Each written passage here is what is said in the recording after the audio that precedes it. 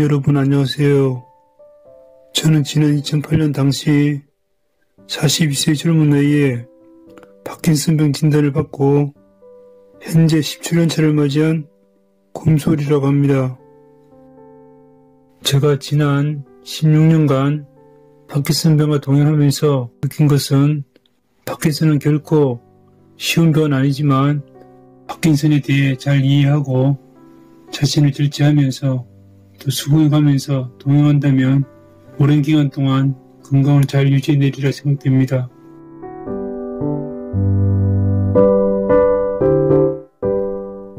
파킨슨병은 아시는 바와 같이 아직까지 완치제가 없습니다.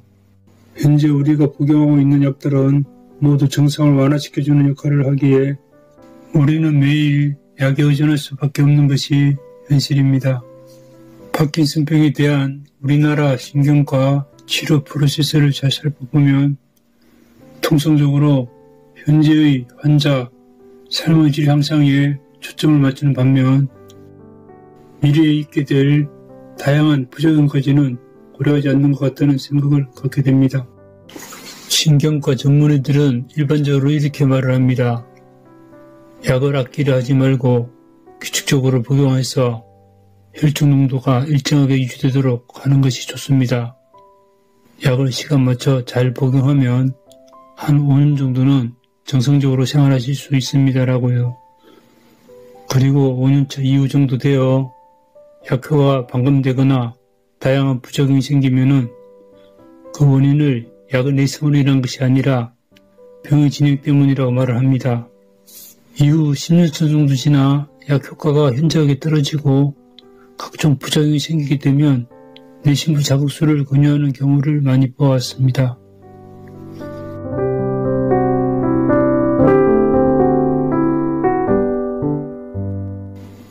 그렇다면 우리 환자들은 어떻게 해야 잘 대처하는 것일까요? 간혹 우리 한의분들 중에 여러 종류의 약을 필요 이상으로 과하게 복용하시는 분들을 종종 볼 수 있는데요.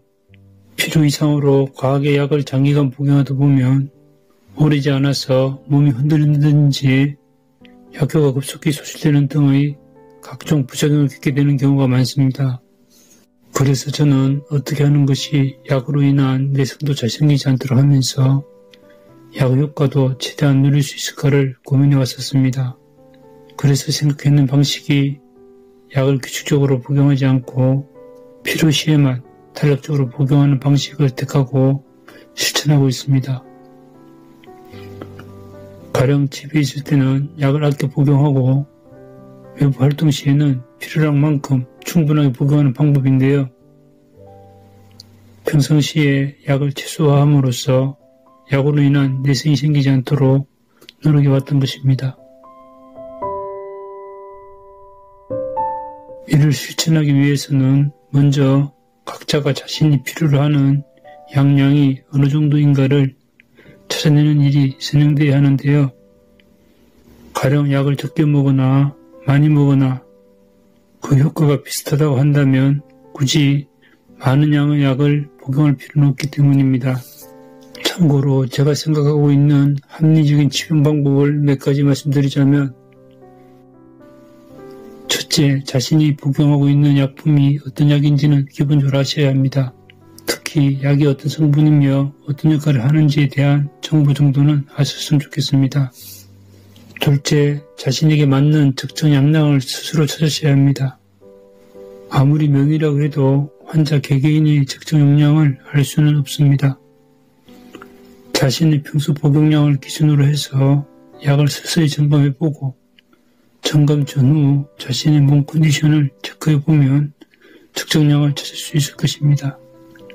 셋째, 모든 증상을 약으로 해결하는 방법은 좋지 않습니다. 오랜 기간 동안 파킨슨과 동행하다 보면 여러 가지 없던 증상들이 생기지만 굳이 약을 먹지 않더라도 며칠 지나면 자연스럽게 없어지는 경우가 많습니다.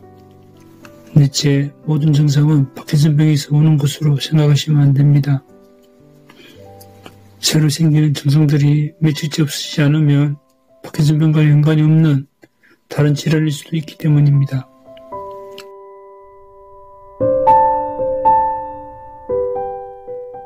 이상은 제가 지난 16년간 파킨슨과 동행하면서 느끼고 경험한 것을 토대로 저희 생각을 말씀드린 것이지 검증된 방법은 결코 아니니 하나의 사례로만 참고해 주시기 바랍니다.